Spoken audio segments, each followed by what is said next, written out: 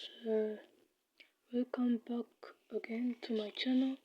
My name is Babasop, and we are going to discuss about the different types of connectors or features of connectors, such as HDMI and VGA. As you can see on the photo,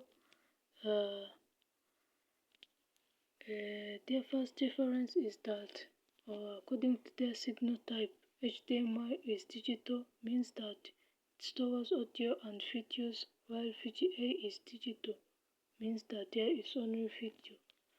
Secondary, their resolution.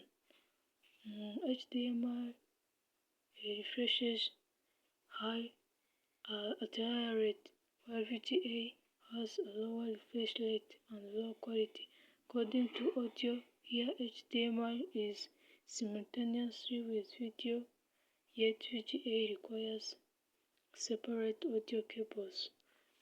According to the connector type on HDMI, is smaller and versatile.